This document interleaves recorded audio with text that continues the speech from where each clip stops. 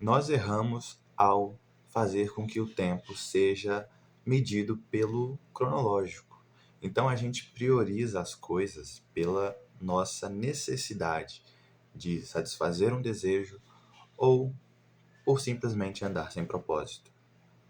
Ou seja, a gente vai vivendo o dia e na última hora lembra de uma tarefa que a gente podia ter feito ao longo de todo o resto do dia, mas a gente só fez naquela hora. E o problema é que nessa última hora você agiria por pressa e não por propósito. Um exemplo seria eu, hoje. Eu resolvi parar o meu dia para que eu visse o que está causando essa desordem de eu ter tarefas demais para fazer, porque eu acabei deixando de lado nos outros dias. E é isso, a gente precisa se aprofundar na causa e não no sintoma, porque o sintoma ele vai se manifestar o tempo todo. Só que se a gente lá no início, lá onde está provocando esse sentimento, esse pensamento, a gente vai entender o que que Deus quer. Porque em Eclesiastes 3:1 diz que tudo tem o seu tempo determinado.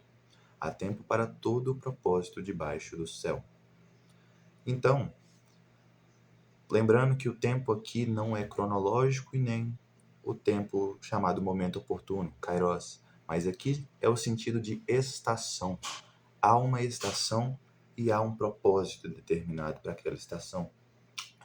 Como todo versículo da Bíblia, a gente se aprofunda de forma que reduz ele a algo cotidiano, a algo pequeno e amplifica ele a algo muito grande.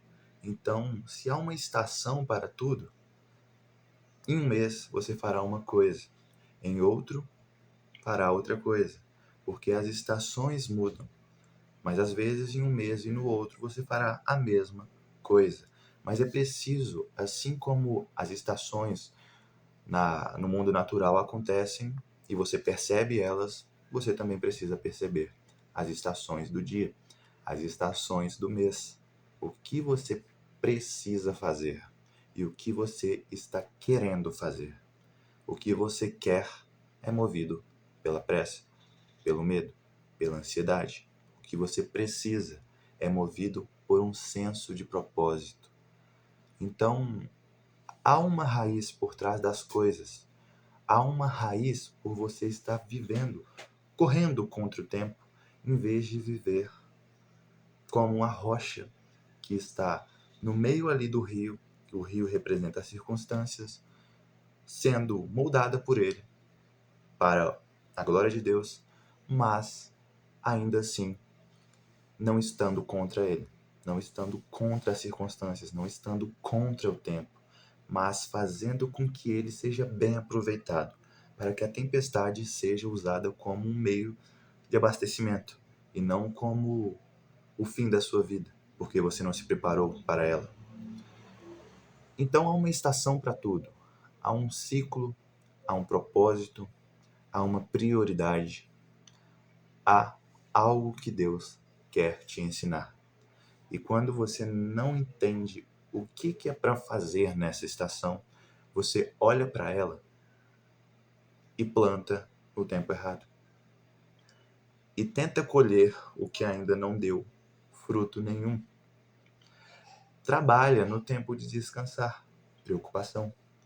Ou então descansa no tempo de trabalhar, como o Davi fez quando ocorreu aquele pecado em que ele não foi para a guerra, quando era tempo de guerrear.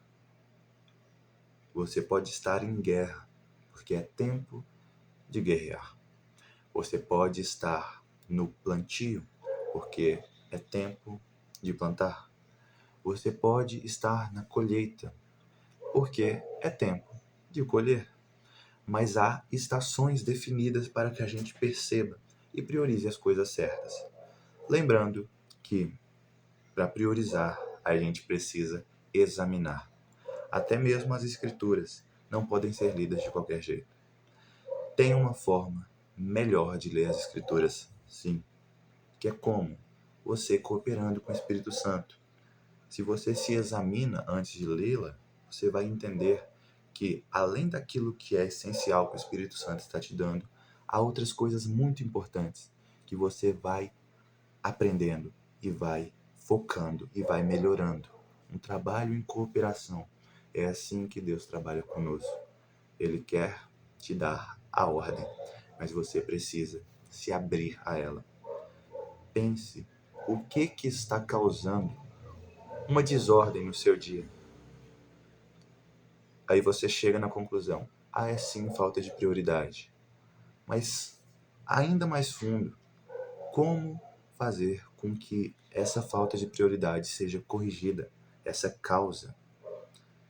Aí você vai lá, no examinar-se a si mesmo e achar nas escrituras um aprofundamento, um entendimento para você estar melhorando o seu uso no tempo. Quanto mais você remir o tempo, quanto mais você estar usando ele a seu favor, mais fidelidade há.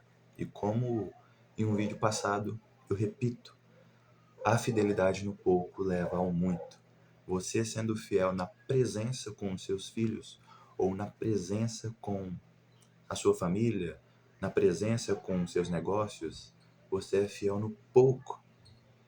E a vida, ela não é só de curvas, ou seja, não é algo constante, mas é algo que é variado entre a constância e o de repente.